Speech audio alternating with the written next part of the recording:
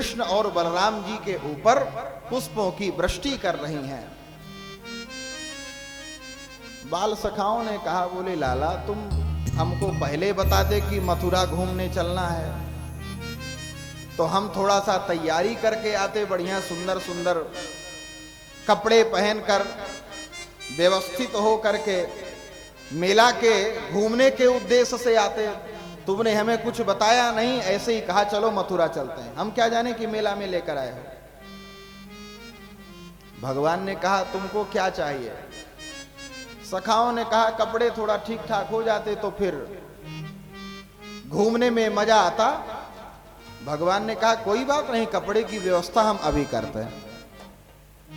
जा रहे हैं घूमते हुए, उधर से एक धोबी दिखा।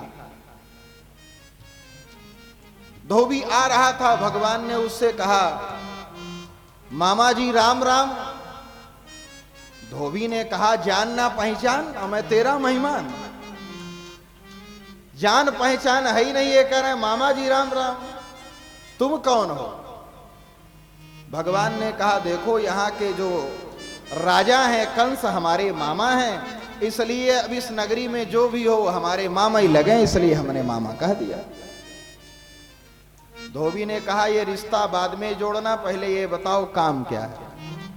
भगवान ने कहा तुम्हारे पास इतने अच्छे अच्छे वस्त्र ले रखे हो, अरे हमारे सखाओं को भी एक एक दे दो, बढ़िया ये भी धारण कर लें, राजवस्त्र हैं, ये भी चमकने लगेंगे बढ़िया। जैसे उसने सुना बहुत नाराज हुआ, जंगली कहीं के, ऐसे ही बोला उसने, तुम ये राज आभूषण राज वस्त्र धारण कराने के लिए कह रहे हो सखाओं को? नित्यम गिरि बने चरा, जंगल में घूमने वाले, अब तुम ये राजवस्त्र राज पोशाक धारण करोगे? जैसे उसने ऐसा कहा, भगवान ने एक जोर का थप्पड़ दिया, धोबी का सिर नीचे आ गया। रजकस्य कराग्रेण सिरह कायाद पातयत, सिरह कायाद पातयत, सिर शरीर से अलग होकर के गिर पड़ा। सखा कहने लगे लाला तेरे हाथ में भी तलवार से ठहर गया। भगवान ने कहा जितने वस्त्र चाहो ले लो। सबने सुंदर सुंदर वस्त्र लिया और धारण कर लिया। भगवान ने कहा अब तो ठीक हो गया, सबके वस्त्र ठीक ठाक हो गए।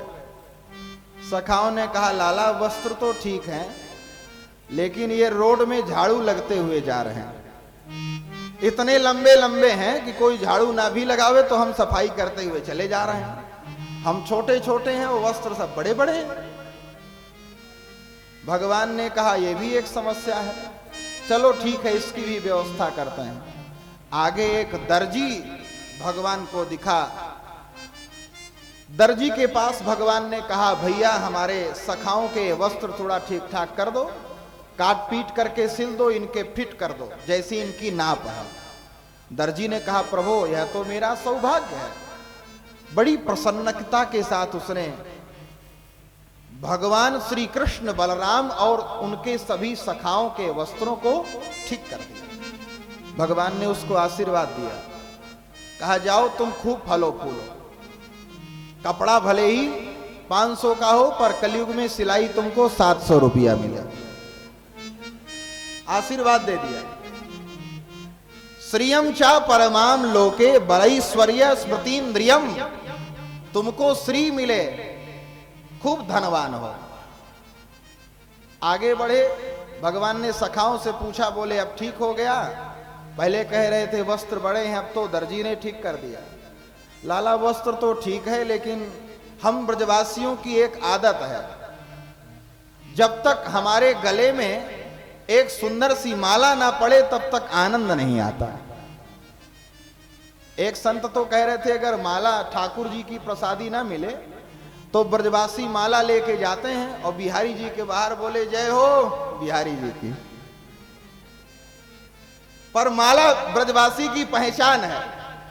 दूर से बाहर खड़े हुए, अब गोसाई जी अंदर मिले ना मिले व्यस्त हो, तो माला लिए ऐसे किए जय हो बिहारी जी की, दिखाए धारण कर लिए, तो एक माला हो जाता तो एक एक माला आनंद आ जाता।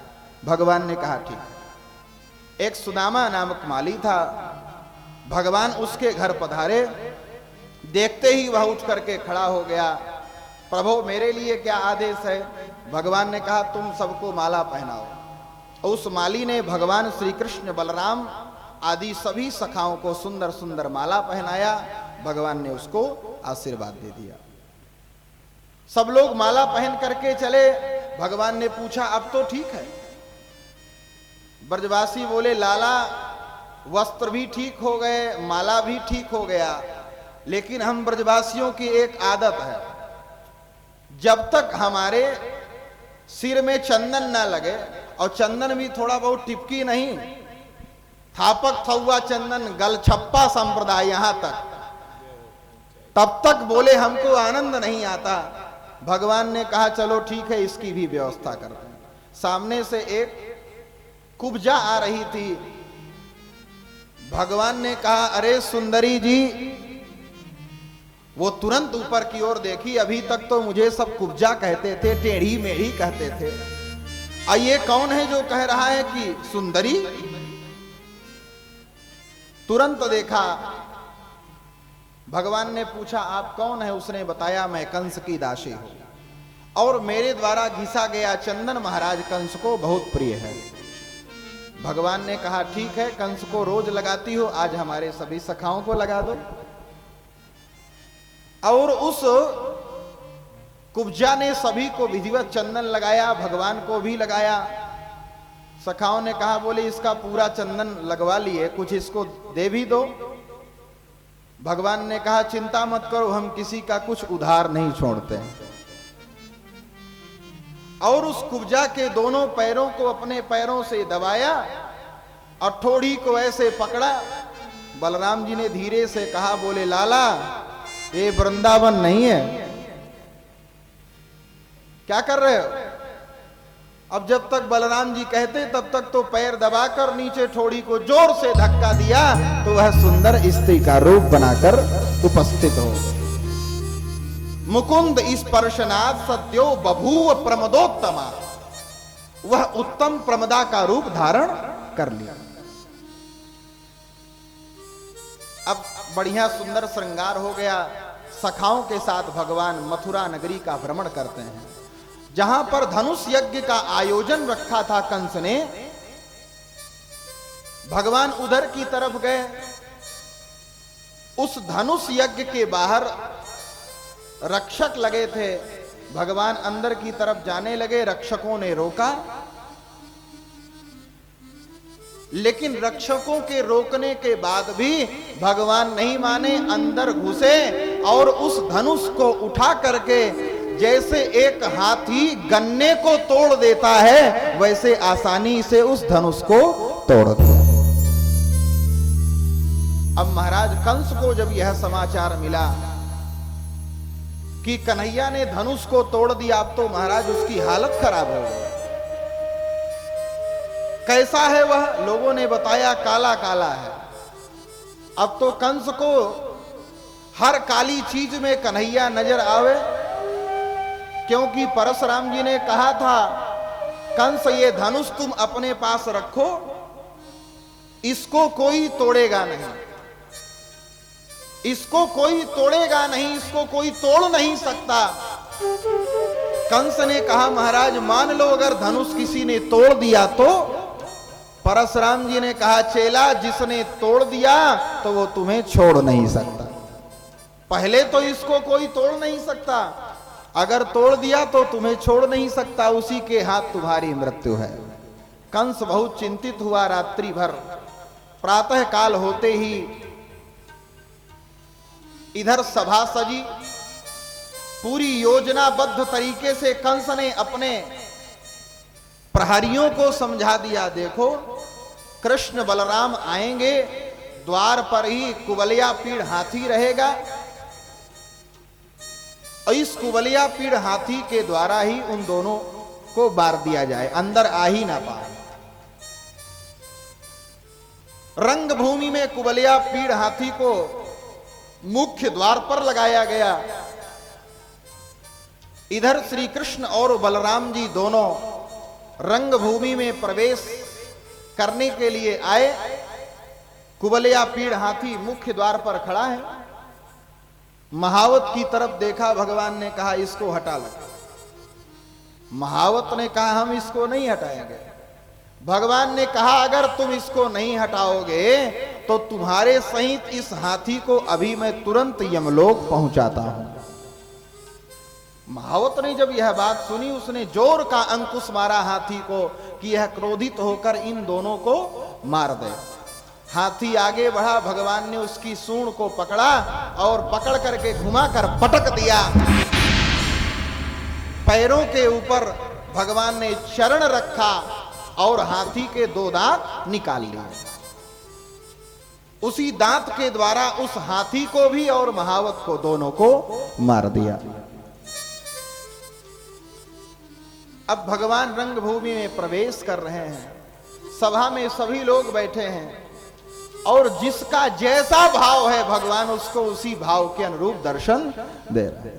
मल्लानाम सनिर्नृणाम नरवरः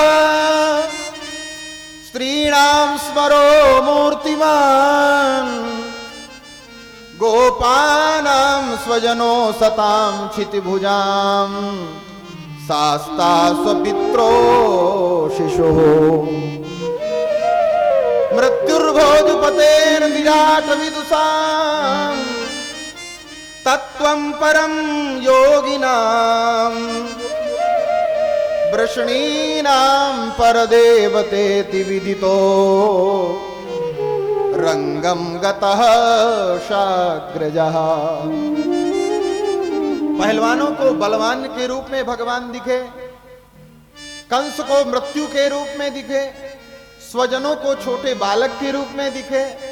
जिनकी रही भावना जैसी, जिनकी रही भावना जैसी, जिनकी रही भावना जैसी, जिनकी रही भावना जैसी, प्रभु मूर्ति देखी